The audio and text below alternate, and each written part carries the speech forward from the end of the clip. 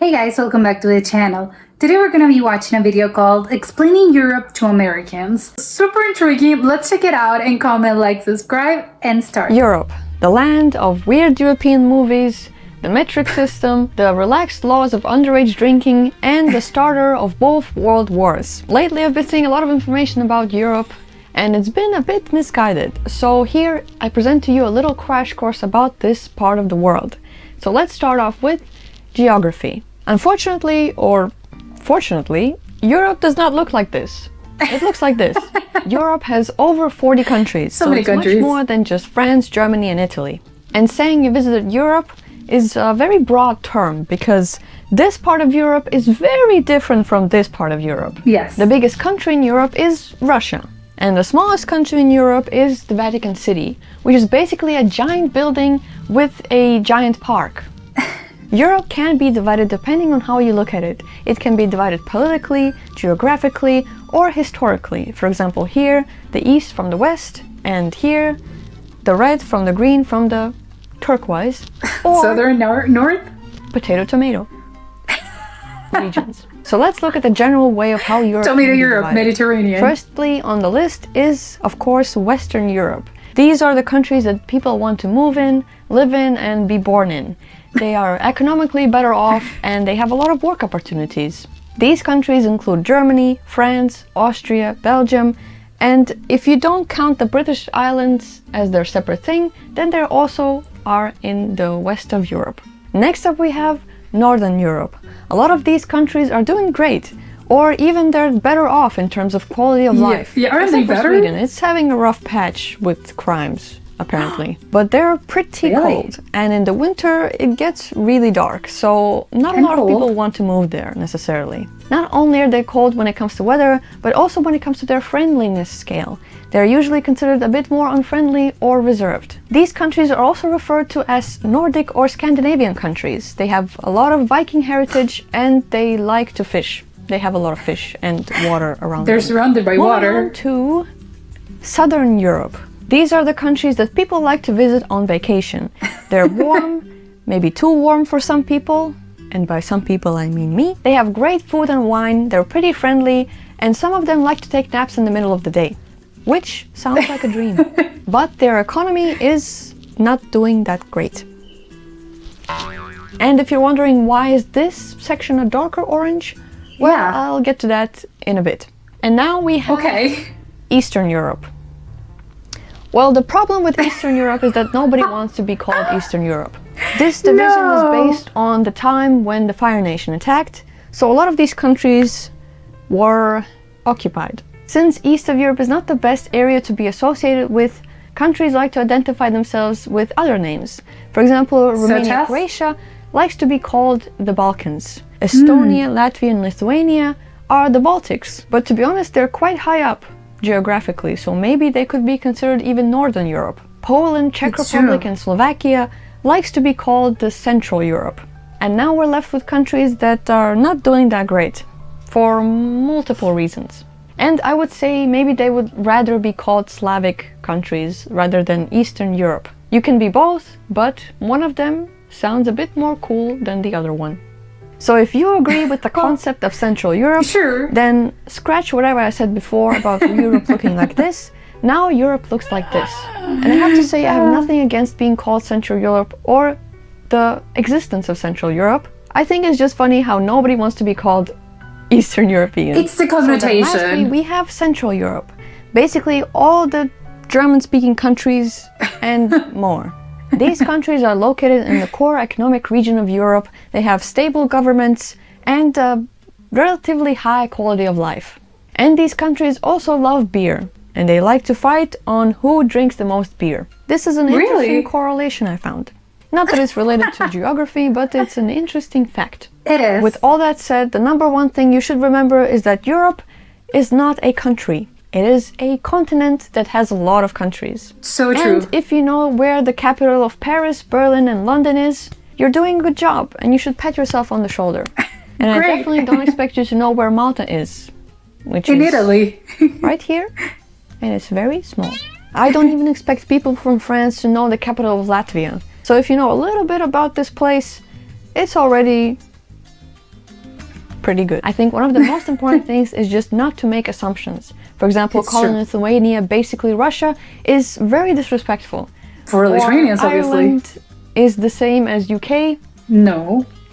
Not a good thing to do. So maybe open a map before opening your mouth. Just a friendly Love suggestion. it. And also maybe it's helpful to know the difference between Europe and European Union, Hmm. which I'll cover that in a bit. And now we can move on to history. Oh, Well, okay. Europeans have a lot of beef with each other. UK An actual beef. and Ireland, Romania and Hungary, Portugal and Spain, and Russia with basically everybody Everyone. in the world. And it's all because of history. Europe has a lot of it. There were a lot of agreements, disagreements, and Wars. wars over land in the past and also now. Some Millennia. stuff is serious and some stuff ended up countries just making fun of each other. For example, Austria making fun of Germany, France and the Netherlands making fun of Belgium, or Oh. the whole Scandinavian area making fun of the Danes because of their weird sounding language. Because of history, we have Really? cities It's like weird this even for them. that were weirdly divided between Netherlands and Belgium. They even have houses that are divided into two, so What? pretty strange. And we also have a city It like this is. in the Baltics between Estonia and Latvia. Then when you compare Really? Europe to the US, you can see that America is actually bigger in size than Europe, much That's bigger. insane. Europe is 2/3 of America. But the main difference between these two is that one of them is much more densely populated than the other. The US has 300 million people living in there, and Europe has 700 million. Of course. And yet they're smaller in size. Each That's country crazy. here has their own rules, their own languages, their own Their own culture. culture. And so Yeah. a more accurate comparison would be something like this. Every country is their own little America. And what I mean by that, we can take a look at Germany, for example. The country is divided into 16 states. And this Germany and this Germany Are is very different. different. They also sound very different. When they talk to each other, they might not even understand each other. Plus, we also have Austria right here that also speaks German, but their German It's is a very different- different from yeah. the standard German. But they are right next to each other. So how did this happen? History and culture and a lot of the stuff in between. Then we can don't have also time to look get at into UK, it. which is fully separated from Europe by water. Here the country is divided into 4 regions, which is Scotland, Wales, England and Northern Ireland. But if you look deeper under the surface, it's also divided into smaller regions. And if you Oh. try harder, you can also divide it into just towns, cities, and villages. The UK is an interesting example of how the language and the culture developed a little bit differently, even though they're right next to each other and the country is quite small. Here, people can recognize Is your it small? status or class based on where you grew up in, which is a thing, I suppose. Now, let's talk about the economical state of Europe.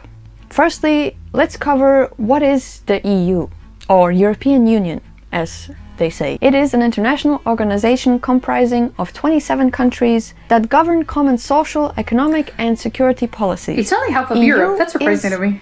in Europe, but the whole Europe is not in the EU.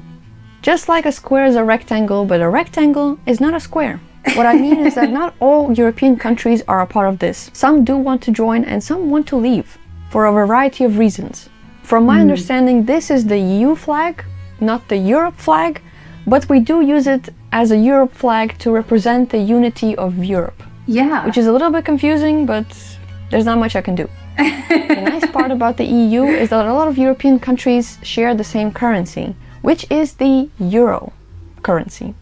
Not all of them use euros, but many do. These countries like to stick to their currencies, so if you try and buy some groceries with your American dollars, you will most likely be rejected.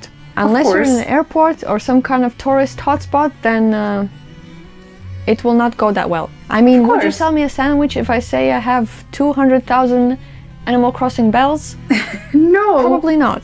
And if you said yes, I'm not sure about your business practices. 20 EU countries use euros, but in total it's 27 because some countries decided to make it their currency unofficially. But not all EU countries switched to euro, and some of them still stayed with their old currency. So if you're traveling to Oh. those countries, check ahead what kind of money do they You use. should definitely do And that. ignore UK because I forgot they decided They to have their leave own or thing. they already left. So they're just doing their own thing. Yeah. Many countries over the years did switch to using euros, which is very convenient when you travel, but as a Latvian, I remember having lats and being very sad that we're gonna switch to euros now. The only reason I didn't want it to happen because I really like this coin and, you know, nostalgia reasons and cultural reasons. But now I don't have to exchange my currency or try and always calculate in my mind how much is this in lats or how much is this in euros. So, overall, a good thing? Yeah. I think. You can let me know if you have an opinion about this. Now, the last thing on our list is culture. America is not Europe, and Europe is not America. We run things differently around here. Like, for example, it's very rare to find a building that has central AC. Most of us just have a big heat wave in the middle of the summer and we suffer for 2 weeks and then it's all good. It's longer than 2 weeks. But the normal AC is a bit more common in Southern Europe, but not everywhere. In some ways, we're not that different from you.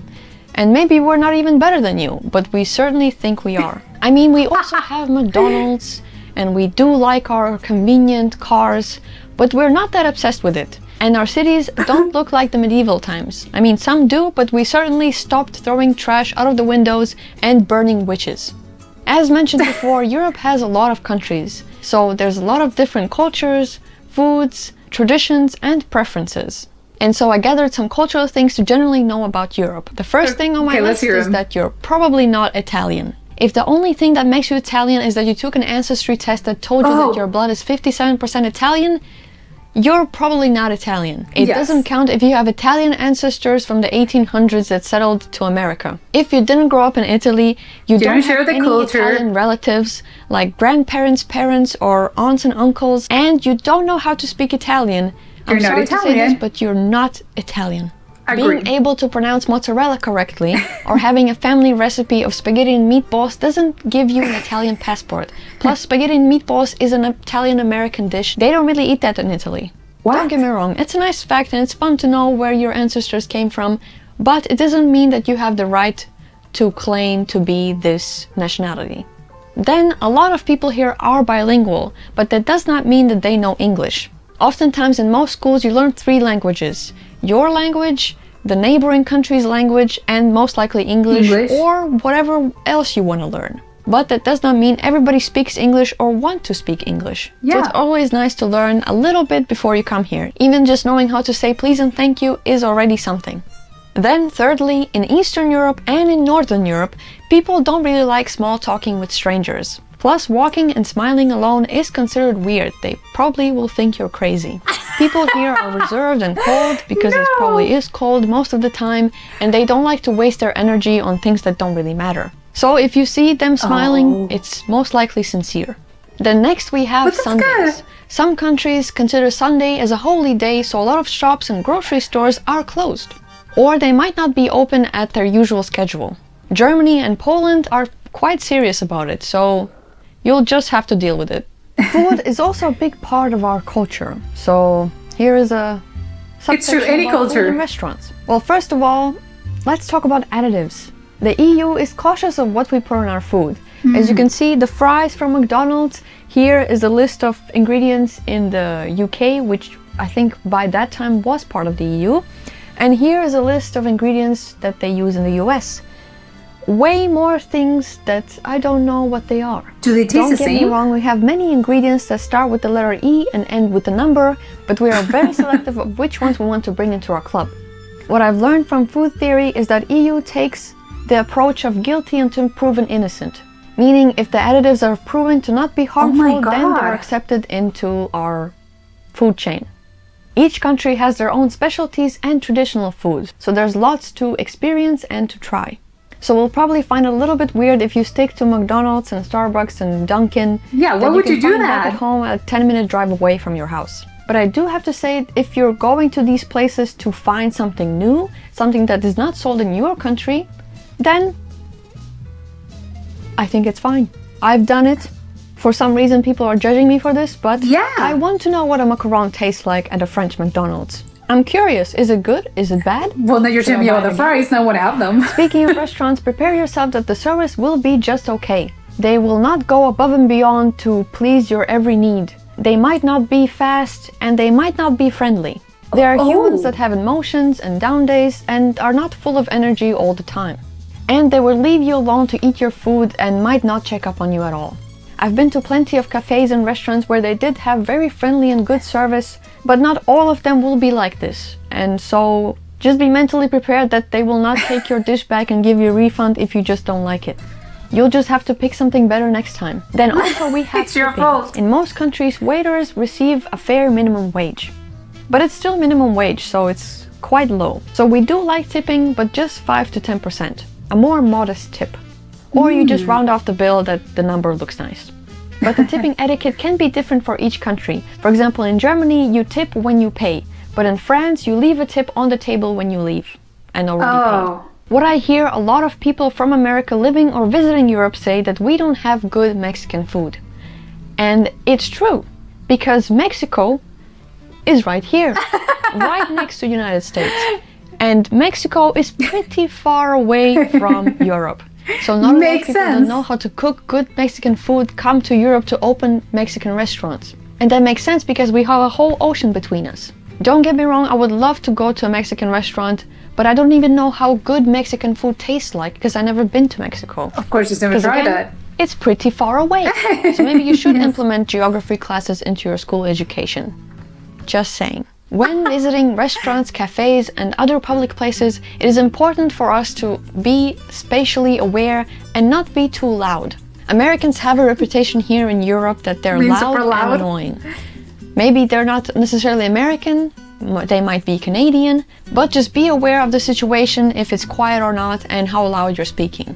Especially in countries like Germany, they take it really seriously and they will point it out that you're being too loud. You're being Now, all that being obnoxious. said, Europe is not a perfect place. We have a lot of issues of our own. Europe is considered to be pretty safe from the rest of the world, but we still have crimes here. And as I said before, Sweden, I'm looking at you.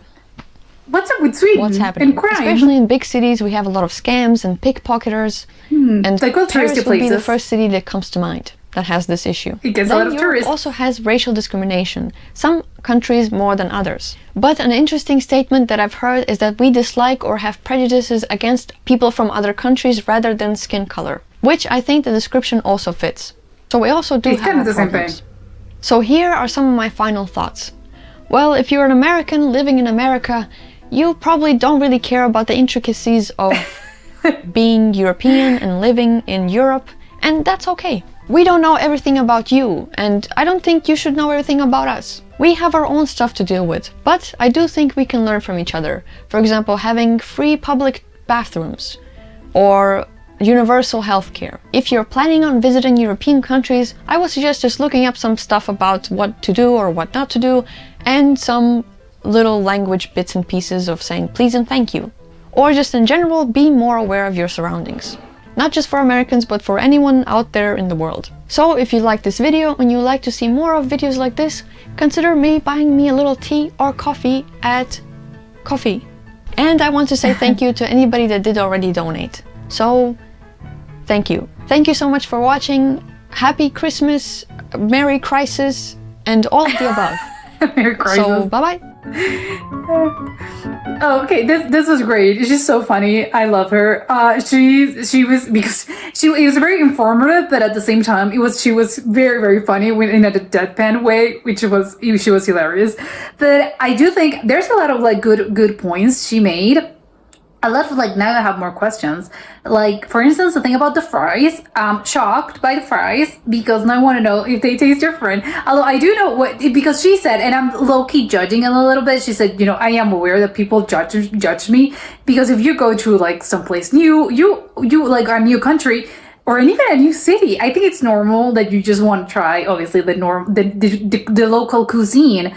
That's a given. I would say that's the obvious thing to do, right? But she's like, no. Usually Americans, and I can see if they're like the cliche American that goes to any country in Europe, and instead of like go to a local restaurant, have a taste of like what the actual food it's like. They're like, no, let's go to Burger King, let's go to McDonald's, or let's go another like fast food chain. And it's like, no, why would you do that? And she said, I'm guilty of it, and I'm European, and I go to another country and other countries, and I I go there. But it's funny because, well, once you mentioned the thing about the fries, that they're made differently. I don't know why I thought that it was standard, because again, it's just like fast food chains. I would expect them to be the same all over the world, and I would be like, well, I'm guessing they follow like a recipe, or maybe like they have an international provider that provides the fries and provides like the burgers, chicken nuggets, whatever, the ice creams, whatever it is.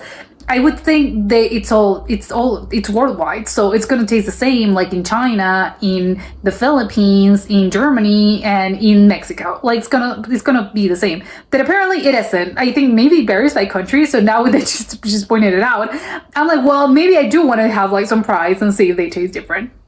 But besides that, I think it's very, very funny. I think a lot of the points she made are very like good things to be aware of if you visit a European country.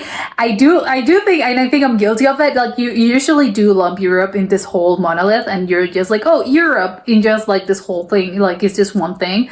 But obviously, she's like, it isn't. It obviously, and you know that it isn't, but you still feel like, well, it's Europe, like its own thing, and you don't really say like, well, it's Greece and it's Russia or whatever it is, that particular country that you want to name.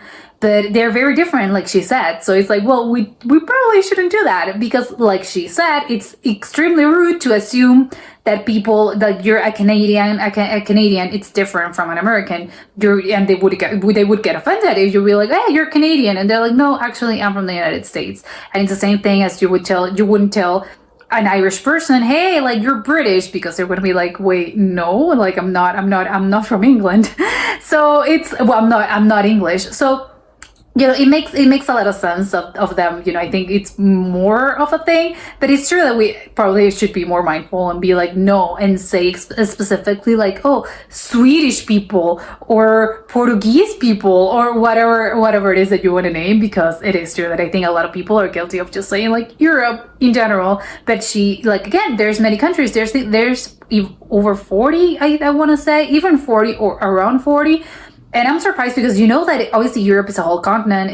It's very big, but it's like 40 countries. I don't know why I thought there were like fewer countries. I don't know why. I know there's a lot of them, but I thought it was maybe like 30. Then it's 40. And again, mind blowing that the United States, it's even like bigger, but more people live in Europe. So it's like, because all the United States is just empty. Like the Midwest is just like no one lives there, so of course it makes a lot of sense.